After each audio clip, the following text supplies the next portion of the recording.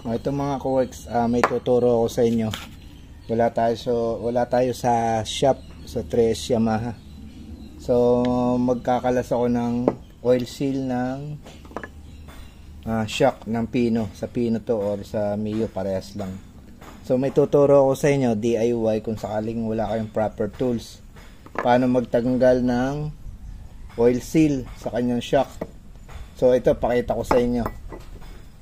Tanggalin muna natin tong yan, pansin nyo sobrang kalawang at napakadumi.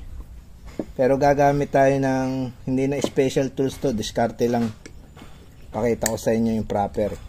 Paano nga ba tayo magtanggal ng oil seal? So ituro ko sa inyo kung ano yung diskarte kung wala tayong puller. Kasi napakahirap magtanggal ng oil seal, lalo na wala tayong proper tools. Ganito lang gagawin nyo. Kuha kayo ng martilyo, flat screw.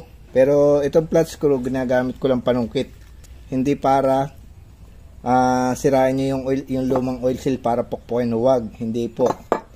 Pag ganitong kadumi ang oil seal nyo, sobrang daming kalawang at stock up na, para mas mabilis, babara nyo muna ng WD-40 or brake fluid. So pakita ko sa inyo, ang gagamitin ko lang pangtangkal pangtanggal 19 na range 19. So yun lang po, huwag flat screw, hindi po maganda yung makakasira tayo. Ang proper lang po, pagtatanggal ko, ilalagay nyo lang yung range na 19 dito sa oil seal nya, sa dulo or sa loob. Dahil sobrang kalawang na to, stock up, asahan nyo na mahirap tanggalin. Ang gawin nyo muna, babara nyo muna ng brake fluid. Kung wala kayong brake fluid, WD-40, sprayan nyo lang. Mga ilang minuto, pwede nyo nang kalasin yan. Pero sa akin, sanay na ako rito sa tools ko. Sapinan nyo lang ng basahan. Pag may basahan, kasi delikado rin to eh. Pag tinanggal nyo na, pwedeng mabasag to. Makapagbayad pa tayo sa halip na magbayad ang customer para sa serbisyo, makapagbayad pa tayo ng shock. So ito lang ang gagawin nyo, 19 lagay nyo rito para hindi masira yung shock. Sapinan nyo ng basahan. Sunod,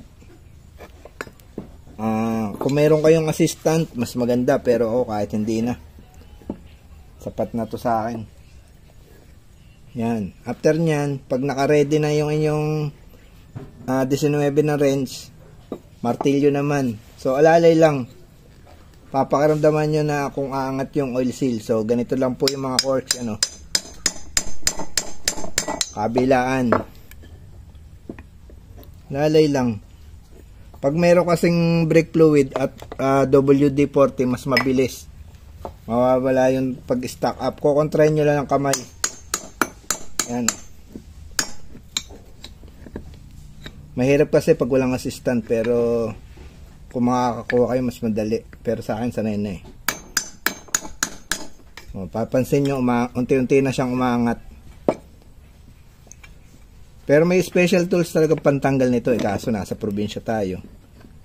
Hindi na natin kailangan. Tools lang, sapat na.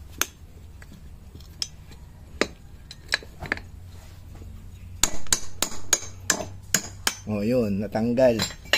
Grabe ang kalawang, stock up. Ganyan po ang pagpapatanggal ng oil seal. Hindi nyo na kailangan ng special tools. So yun lang po mga ka-works.